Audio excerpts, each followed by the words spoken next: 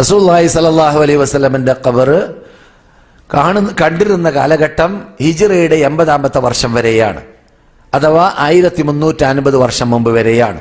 ഹിജ്റയുടെ 80ാമത്തെ വർഷം വരേക്കും കണ്ടിരുന്നു. ആ കണ്ട കാലഘട്ടങ്ങളിൽ അതിന്റെ കോലം ബുഖാരിയിലുമുണ്ട്, കിതാബുൽ ജനായിസിലുണ്ട്. ഖബറുകൾ പൊക്കിക്കെട്ടപ്പെടാതെ ചരൽക്കല്ലുകളെ കൊണ്ട് വിതരപ്പെട്ടതായിട്ട് മൺകൂനകളായിട്ട് ഞങ്ങൾ കണ്ടിരുന്നു എന്ന് ബുഖാരിയിൽ കാണാം.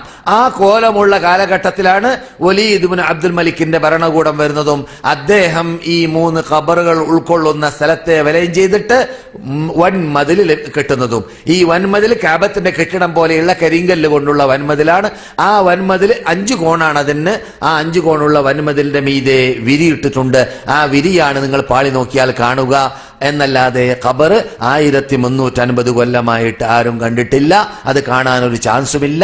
അതിന്റെ പരിസരത്തിലുള്ളതായ സ്ഥലങ്ങളിലേക്ക് ഞാൻ അതിന്റെ അകത്ത് ജോലി ചെയ്തിരുന്നതായ കാലഘട്ടങ്ങളിൽ ഹുസൈൻ രാജാവിനെ പോലത്തെ നേതാക്കൾ വരുമ്പോൾ ആ വാതിലുകൾ തുറന്നു വെച്ചാൽ അതിന്റെ അകത്ത് കടന്നു പോകുന്ന കാഴ്ചകൾ വരെ ഞാൻ കണ്ടിട്ടുണ്ട്. ഞാൻ അതിന്റെ അകത്ത് 6 കൊല്ലം ജോലി ചെയ്ത ആളാണ്. പക്ഷേ ഖബർ നേരിട്ട് കാണാനുള്ള ഒരു ചാൻസുമില്ല. എത്രത്തോളം ഇബ്നുൽ ഖയ്യിം പറയുന്നത് 3 മതിൽക്കെട്ടിന്റെ അകത്താണ് റസൂലുള്ളാഹിയുടെ ഖബർ സ്ഥിതി ചെയ്യപ്പെടുന്നത്.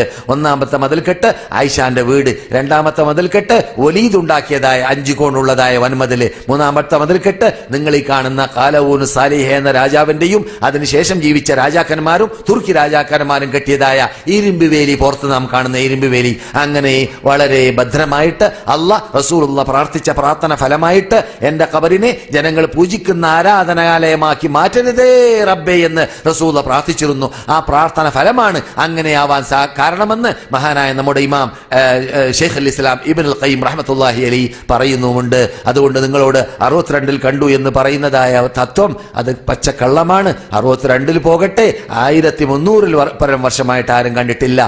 അതെ ഈ വൻമതിലിന്റെ വടക്ക് ഭാഗത്തുള്ള ഒരു സൈഡ് തീപിടുത്തത്തിൽ തകർന്നിരുന്നു 9-ാം നൂറ്റാണ്ടിൽ. ആ തകർന്ന കാലഘട്ടത്തിൽ റിപ്പയർ ചെയ്യുന്നവർ കണ്ടു കാണും എന്നല്ലാതെ നേർക്ക് നേരെ പൊതുജനങ്ങൾക്ക് കാണാനുള്ളതായിട്ട് ഈ പറഞ്ഞ തീയതിയിൽ സകലം ഇല്ലാത്ത ഒരു യാഥാർത്ഥ്യമാണ്. അതാണ് പച്ചപരമാർത്ഥം. ഇത് ലോകത്തോട് ധൈര്യസമേതം നിങ്ങൾക്ക് വ്യക്തമായി വെല്ലുവിളിച്ച് പറയാം.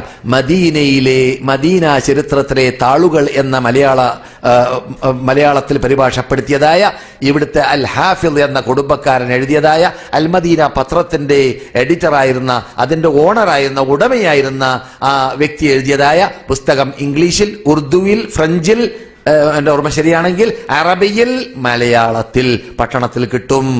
അത് ഈ മദീനയിൽ തന്നെ സ്ഥിരതാമസക്കാരായ മദീനക്കാരെഴുതിയ പുസ്തകമാണ്. അതിൽ ഞാൻ ഈ പറയുന്ന വിശദീകരണവും കാണാവുന്നതാണ്.